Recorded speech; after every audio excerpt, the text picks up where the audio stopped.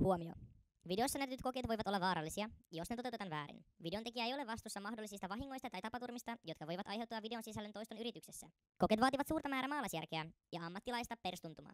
Joten jos älykysosamääräsi ei ylitä kengän kokoasia ja olet täyspätevä tampio tai mahdollisesti tuleva poliitikko, lopeta videon katsominen tähän. Kaikille muille oikein nautinnollisia hetkiä videon parissa. No niin, tervetuloa taas vaihteeksi mun kanavalle ja tänään tehdään putkireiskaa tai rieskaa, reiskaa, putkipommi.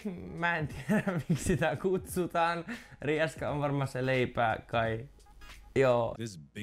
Ihan sama, putkipommi. Eli mitä me tarvitaan siihen on putkiavajaa, noin, tällainen hieno pullo. Ja miksi me tarvitaan putkiavajaa? Sen takia, että tää sisältää natriumhydroksidia, joka reagoi alumiinin kanssa. Ja no niin kuin mä nyt mainitsin, niin me tarvitaan alumiinia helpoiten alumiini on saatavilla alumiinifoliosta, eli me tarvitaan tämmönen. Ja sitten me tarvitaan joku kanisteri, mihin me laitetaan se, tai missä tämä koko reaktio tapahtuu.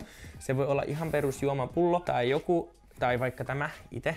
Mutta mä käytän tällaista, tässä oli vissiin lasipesuainetta ennen. Tänä seinät on paksummat tässä, niin jos tää räjähtää, niin tää mun mielestä pitäisi räjähtää kovemmin, eli kovemmalla äänellä, suuremmalla desibelillä. Joten koitetaan räjäyttää tää ja katsotaan miten se onnistuu, jos se onnistuu, mutta siirrytään käytännössä siihen, miten me nyt valmistetaan tää koko homma. Tosiaan tää ei tarvitse mitään erikoisia valmisteluja muuta kuin se, että otetaan tää alumiinifolio, revitään sitä ja tehdään sitten semmosia pienoisia palleroita, jotka sitten pääsee reagoimaan, ja näitä tehdään sitten ihan sikana. Joten no, mä varmaan alan tekemään näitä tässä, niin katsotaan kauan mulla menee. Ei muuta, mä alan tekemään palloja, mulla menee varmaan aika paljon aika tässä.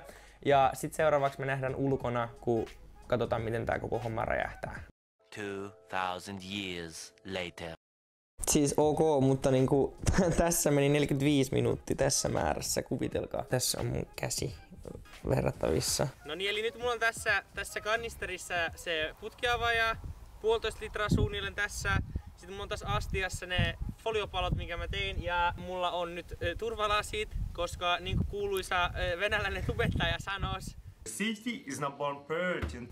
Joo, eli lasit päähän, ettei vaan käy mitään, koska meillä on aika vahva EMS käytössä. Ja nyt mä menen tonne laittamaan ne pallerot siihen sisälle.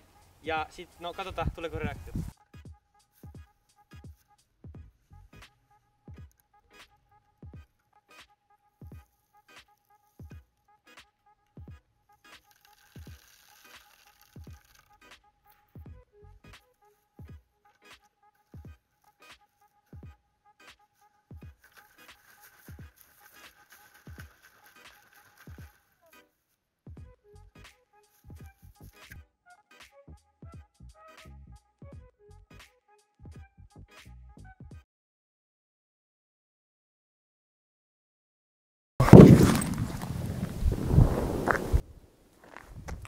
Kuulitko, kun se kaikahti?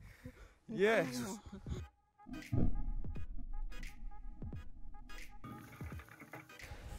Joo, no tältä se näyttää sitten. Räjähti aika kovaa. Ainakin mun mielestä kuulee aika kova kaiku. Ja koitetaan ottaa kiinni vähän silleen, ettei käy mitään.